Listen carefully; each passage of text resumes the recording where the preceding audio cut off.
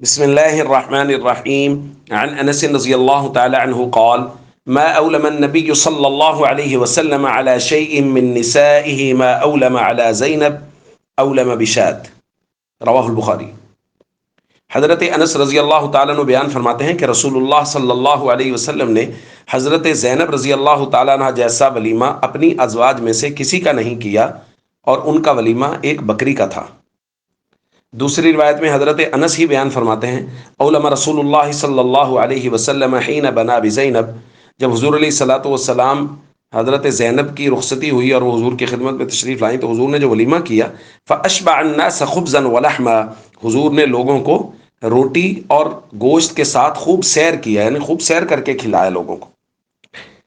دوستو، کل ہم اس بات کی طرف اشارہ کر چکے ہیں کہ شریعت کی طرف سے نکاح کے موقع پر جس ایک کھانے کی ترغیب دی گئی ہے وہ ولیمہ کا کھانا ہے۔ اس کے علاوہ نکاح کے پورے موقع پر کسی ایک کھانے کی بھی نہ شریعت کی طرف سے ترغیب دی گئی ہے اور نہ اس کی حوصلہ افزائی کی گئی ہے، جیسا کہ ہمارے یہاں مہندی کا کھانا اور یہ بارات کا کھانا، لڑکی کی والوں کی طرف سے تو کسی طرح کے کھانے کا کوئی تصور ہی شریعت میں موجود نہیں ہے۔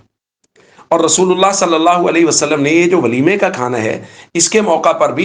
لوگوں کی رعایت کی ہے کہ کس کے پاس کس وقت کتنی گنجائش ہے۔ اگر کسی کے پاس زیادہ گنجائش ہے تو وہ خوب بڑا ولیمہ کرے، خوب زیادہ کھانا بنائے اور لوگوں کو کھلائے، جیسا کہ کل کے درس میں ہم نے پڑھا حضرت عبد الرحمن ابن عوف کو حضور نے فرمایا چونکہ وہ تاجر تھے، اولم ولو بشاتن، بکری ذبح کرو اور لوگوں کو کھانا کھلاؤ، ولیمہ کرو۔ اور ان دنوں میں جن دنوں کا یہ تذکرہ ہے اور حضرت انس بیان فرما رہے ہیں، یہ کھانے کے اعتبار سے حضور کے ولیموں میں سے سب سے عمدہ ولیمہ تھا جو حضرت زینب بنت جحش رضی اللہ تعالیٰ عنہ کی رخصتی کے بعد ہوا، اور اس وقت حضور علیہ الصلوۃ والسلام نے گوشت اور روٹی اس کے ساتھ مہمان نوازی کی اور ولیمہ کھلایا۔ یہ سب سے عمدہ ہے۔ باقی ازواج مطہرات کی دفعہ ولیمہ اس سے کم ہوا کھانے کے اعتبار سے۔ تو ہمیں یہ بات بھی معلوم ہوگی کہ جس کھانے کی ترغیب بھی دی گئی ہے اس کے اندر بھی رسول اللہ صلی اللہ علیہ وسلم نے یہ بات ہمیں سکھائی ہے کہ بھائی جتنی گنجائش ہے اس حساب سے انتظام کر کے اتنے لوگوں کو بلا لو، بھلے آپ 10 لوگوں کو بلا لیں، 20 لوگوں کو بلا لیں، 5 لوگوں کو بلا لیں اور اپنی گنجائش کے مطابق ولیمہ کر لیں۔ تو یہ بہت عمدہ اور اعلیٰ اصول ہے نکاح کے معاملے میں جن کو ہمیں اپنے پلے باندھنا چاہیے۔ بھائی یہ نکاح کی جو ہمارے یہاں خرافات چل رہی ہیں نا، نکاح کے موقع پر، معذرت کے ساتھ، نکاح کے موقع پر یہ مہندی کا کھانا اور یہ بارات کا کھانا اور یہ جہیز کی لعنت اور یہ ساری چیزیں، یہ جو ڈیمانڈ کر کر کے لوگ لینے لگ گئے ہیں، اس کی وجہ سے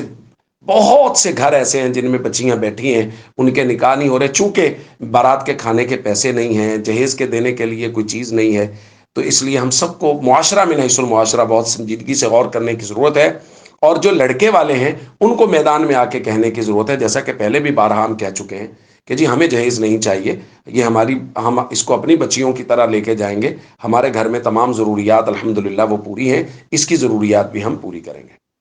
السلام علیکم ورحمۃ اللہ وبرکاتہ۔